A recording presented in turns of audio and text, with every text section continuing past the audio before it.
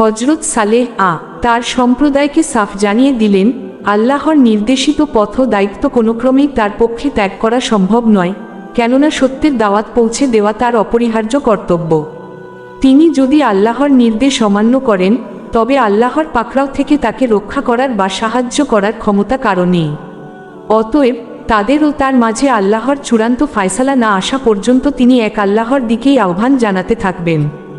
সামুদ জাতির মিথ্যা অপবাদ ও অলৌকিক নিদর্শনের দাবি। সালেহ এর দৃঢ় অবস্থান দেখে তার সম্প্রদায়ের লোকেরা উদ্ধত হয়ে বলল, তুমি তো একজন জাদুগ্রস্ত লোক। সূরা শুআরা 153। তাদের ধারণা ছিল তার ওপর জাদুর কুপ্রভাব পড়েছে, আর সে কারণেই তিনি তাদের ঐতিহ্যবাহী দেবদেবীকে বাদ দিয়ে এক আল্লাহর ইবাদত করার আহ্বান জানাচ্ছেন। অর্থাৎ তিনি নিজেই যেন বুঝতে পারছেন না তিনি কি বলছেন। কোনো আলেমের মতে এর অর্থ হল, তারা ভেবেছিল তার কাছে হয়তো জাদু আছে এবং তিনি একজন জাদুকর। তবে প্রথম অর্থটিই অধিক স্পষ্ট। এরপর তারা অবজ্ঞার সুরে বলল, তুমি তো আমাদের মতোই একজন সাধারণ মানুষ। তুমি যদি সত্যবাদী হয়ে থাকো, তবে কোনো একটি সুস্পষ্ট নিদর্শন নিয়ে এসো। তারা নবীর কাছে দাবি জানালো, তিনি যেন কোনো অলৌকিক নিদর্শন দেখিয়ে তার দাবির সত্যতা প্রমাণ করেন।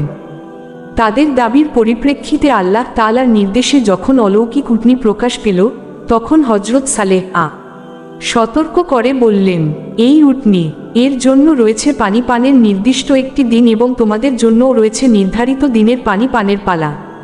খবরদার, তোমরা একে সামান্যতম কষ্টও দিও না, অন্যথায় এক মহাদিবসের কঠিন আযাব তোমাদের পাকড়াও করবে। সূরা শুআরা 155-156।